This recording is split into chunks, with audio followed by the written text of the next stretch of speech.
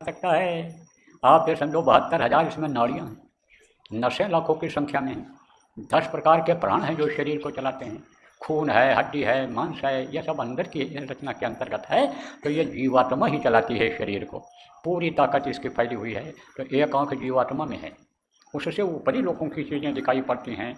ऊपर में बहुत से लोक हैं, आपको बता दें, ये मृत लोक है जिसमें आप रहते हो, सूरज देखते हो इनका लोक है, पवन का लोक है, आकाश लोक है, ये देखो तारा मंडल है, उसके ऊपर आप ये समझो कि शिव लोक है, ब्रह्मा लोक है, विष्णु लोक है, इनकी माँ आद्या महाशक्ति का लोक है, काल भगवान ईश्वर जिनको कहा गया उनका लोक है, ब्रह्मलोक, पार ब्रह्मलोक, सतलोक, अलख लोक, अगम लोक, अनामी लोक, बहुत से लोक हैं। तो वहाँ रचना अधिक अधिक एक पे एक देखा रचनाएँ हैं ऐसे। रचना किसको कहते हैं? जैसे यहाँ पेड़ पौधे, जैसे यहाँ के जानवर, जैसे पक्षी, जैसे यहाँ के आदमी, ऐसे वहाँ भी रचना है। इस तरह का तो नहीं है, उनका चेहरा मोहरा अलग है, बड़ी सुंदरता है वहाँ, कपड़े ये नहीं है, देखने में लगते हैं कपड़े पहने हुए, पक्षी ये दिखाई पड़ते हैं लेकिन इतने सुंदर हैं, ये पक्षी पंख वाले नहीं रहते, ये जो टट्टी पेशाब करते हैं वो वहाँ करने वाले नहीं होते। तो एक से एक रचना है। तो संतों ने देखा, जब अंतर में देखा तो बताया। तो अब आप ये समझो कि वो लोगों की रचना जो दिखाई पड़ती है वो किससे दिखाई पड़ती है? अंदर वाले आँख से।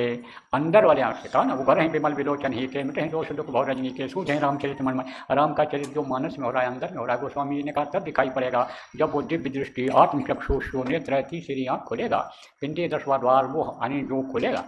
तो दिव्य दृष्टि आत्मचक्षु तीसरी आँख उसको कहती है। तो जो उसको खोलने का तरीका बता दे, उसको खोल दे, खुलवा दे, वो वास्तव में सच्चा गुरु होता है। ऐसे गुरु की खोज करनी चाहिए। हमेशा इस धरती पर वो रहे हैं, हमारे गुरु महाराज जैसे गुरु रहे हैं कि जिन्होंने रास्ता भी बताया और रास्ते पर चलाया और कितने लोगों को मंजिल तक पहुंचा भी दिया। तो गुरुओं की ये परंपरा रही है, हमेशा से ये रहा है कि जब उनको शरीर छोड़ना होता है, दुनिया से जाना होता है, तो वो अपना काम किसी न किसी को सौंप करके जाते हैं। देखो ये 10 गुरु हुए थे, इतिहास आप जानते हो पंजाब का, जो पढ़ते हो सब एक दूसरे को घोषित करके गए, चार्ज दे करके गए। हरिकृष्ण जी महाराज ने, आप ये समझो कि नाम नहीं लिया आखिरी वक्त तक, लेकिन ये इशारा करके गए थे कि बाबा बकाला में मिलेगा। और तेज बहादुर गुरु जी वहीं पर जो तेगा कहला, तेगा लोग उनको कहते थे, मक्खन शाह ने उनकी अंतर की पहचान करके उनकी घोषणा किया था। और फिर आप ये समझो फिर लोगों को पहचान हुई। तो अंतर से गुरु की पहचान होती है, उनकी ताकत से गुरु की पहचान होती है, उनकी बोली बानी से पहचान होती है, उनके दुआ आशीर्वाद से पहचान होती है। तो पहचान करके गुरु कर लेना चाहिए।